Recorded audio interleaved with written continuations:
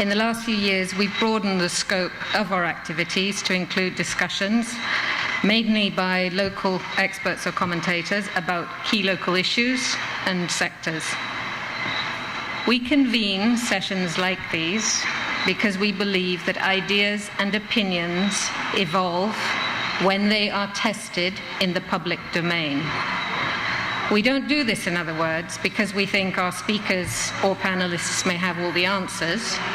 We do this because a society only matures by constantly asking questions. We are trying to nurture what a New York Times columnist recently called the art of disagreement. And I quote, "To listen and understand, to question and disagree, to treat no proposition as sacred." We believe these are vital skills in any culture. At this point, there are humanitarian crises affecting many of our neighbors, some caused by nature, some by man. As these crises unfurl, we believe that Guyana and the region need to have a clear sense of the scope of their responsibilities and a pre-formulated plan of action. We invited both the Ministry of Foreign Affairs and CARICOM to make a statement at this forum.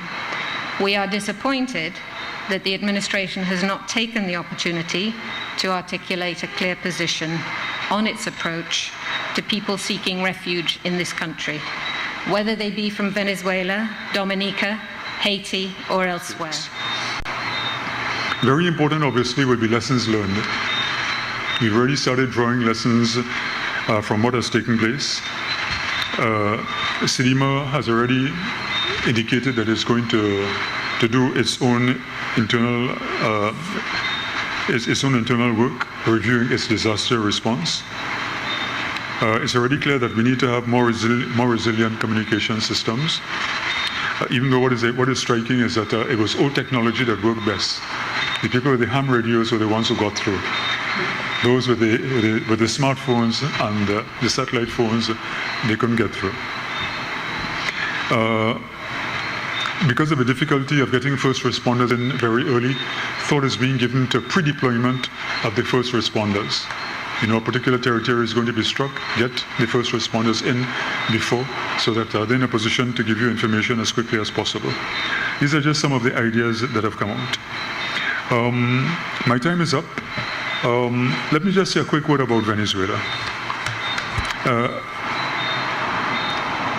As you know, the Organization of American States has been trying for quite some time to adopt a resolution dealing with the situation in Venezuela. It hasn't succeeded in doing so for a number of reasons, one of which is that the OAS itself is divided, and CARICOM itself is divided. Among the issues which have come out as being contentious, unfortunately, in these declarations or resolutions to be adopted by the OAS are references to the need for humanitarian assistance in Venezuela. It's extremely difficult for this to work at this moment for the simple reason that if you want to get humanitarian assistance into a country, you need to have the green light of the government of the country.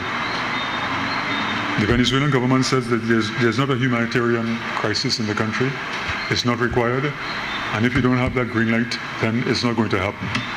And then in 2011, the UN Human Rights Committee itself expanded the definition further, and it said those refugee was defined as those who are outside of their country of nationality or habitual residence and unable to return there owing to serious and indiscriminate threats to life, physical integrity, or freedom resulting from generalized violence or events seriously disturbing public order. I refer to this because and I'm addressing specifically Venezuela here, quite often we refer to the persons who are fleeing Venezuela as refugees, and the term refugee quite often in those circumstances is misused, and what you really want is an economic, they're defined as economic migrants because they're leaving the country due to bad economic conditions and not due to fear of persecution. So in the case of Venezuela, it may not technically be refugees that are leaving the country, but they certainly are people in difficult circumstances, and the question obviously arises, how do we treat with them? It's interesting. Everybody who's trying to flee Venezuela is going every direction except east, and that is a statement in itself. I'm not quite sure.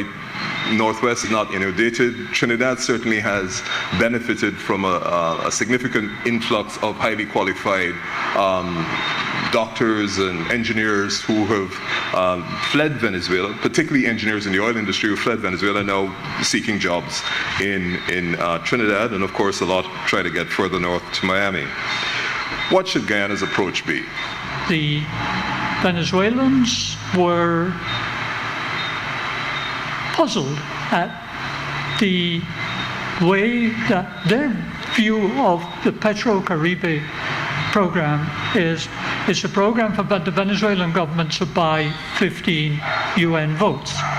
And that's the sum total of their view of why Venezuela has been promoting that program. And they couldn't understand why civil society in the Caribbean, where they wondered to what extent this program was contributing to the reluctance of Caribbean governments or churches or trade unions or civil societies to comment on the situation in Venezuela. But so that on the one hand, there's this huge contrast of an enormously wealthy country that is of policy refusing to allow its population access to foodstuffs. One, that are available if it would meet reasonable demands of the agencies who are willing to make the food available. Or it could provide it itself to a much higher level than it is now, even with the economic chaos. Those two facts, the fact that the government is in control of the country, this is not a South Sudan or a country that's in chaos. The government is in control, and the government could have access to resources. Those two facts last week led the UN Human Rights Commission to charge, they allege that the situation in Venezuela constitutes crimes against humanity on the basis of the way they are handling the crisis.